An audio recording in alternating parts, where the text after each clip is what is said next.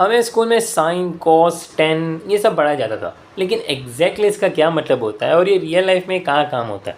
और उससे भी बड़ा सवाल कि ये जो साइन कॉस है ये आखिरकार वेव्स में कैसे इस्तेमाल किया जाता है।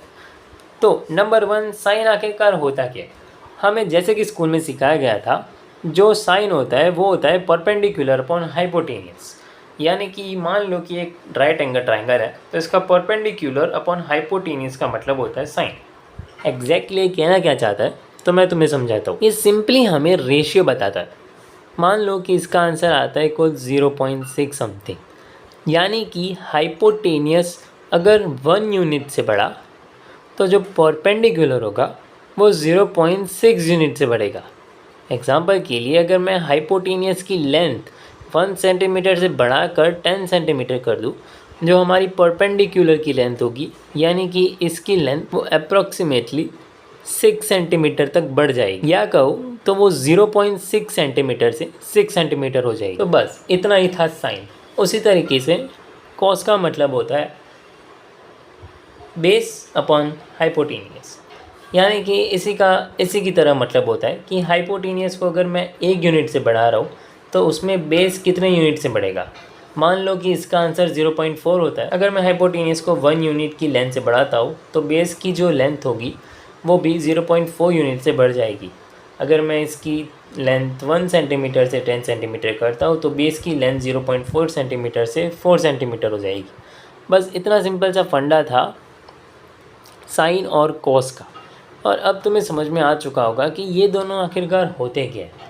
लेकिन अब मेन बात आती है कि हमें इस बात से फ़र्क ही नहीं पड़ता कि इन तीनों जो डायरेक्शंस या कहो इन तीनों की जो लेंथ है उससे हमें फ़र्क ही नहीं पड़ता। अगर हमारे पास ये थीटा की वैल्यू है तो हमारे पास ऑलरेडी टेबल है जिससे हमें पता चल जाएगा कि साइन 0 की वैल्यू क्या होती है, साइन 45 की वैल्यू क्या होती है, और इससे हमें ये रेशियो का भी पता चल जाएगा जिससे हम आसानी से पता कर सकते हैं कि हाइपोटेनियस के चेंज होने पे परपेंडिकुलर या फिर बेस कितना चेंज होगा। बस इतना सिंपल सा मतलब था साइन और कॉस का। लेकिन अब बात कर लेते हैं कि आखिरकार ये साइन और कॉस वेव फंक्शंस में आने कैसे लगी, या कहो कि ये दोनों चीज़ें वेव्स में कैसे इस्तेमाल की जाती है। तो अब मैंने जैसा कि बताया कि साइन की वैल्यू होती है परपेंडिकुलर अपॉन हाइपोटेनियस। मान लो कि हाइपोटेनियस की वैल्यू 1 है तो सिंपली साइन का जो आंसर होगा वो होगा p, यानी परपेंडिकुलर, यानी कि ये वर्टिकल लाइन। इसका सिंपल सा मतलब होता है कि ये ही वर्टिकल लाइन की जो वैल्यू होगी वो वैल्यू साइन की होगी। तो हमें साइन की वैल्यू ऑलरेडी पता है। साइन 0 की वैल्यू अगर हम 0 लें, साइन 90 की वैल्यू 1, साइन 180 की वैल्यू फिर से 0, साइन 270 की वैल्यू -1 और साइन 360 की वैल्यू फिर से 0। तो अब तुम देख सकते हो ये एक ऑसिलेशन बन रहा है जो कि कुछ ऐसा मोशन कर रहा है।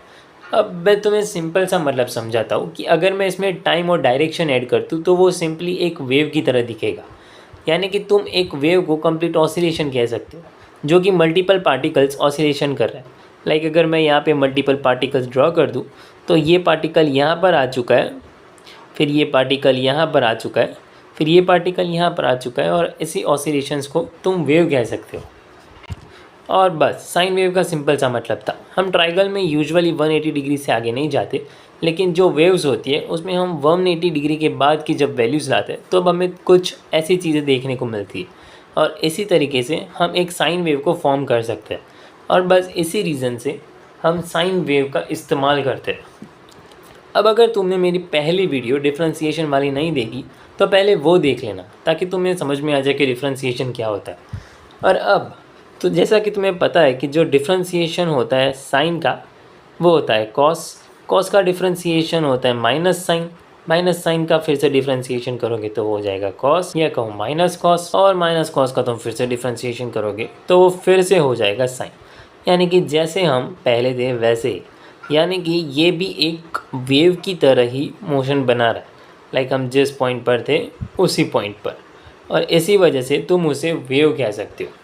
और सिर्फ इसी रीज़न की वजह से साइन एंड कोसाइन या कहो कॉस दोनों ही एज अ वेव फंक्शंस इस्तेमाल किए जाते हैं।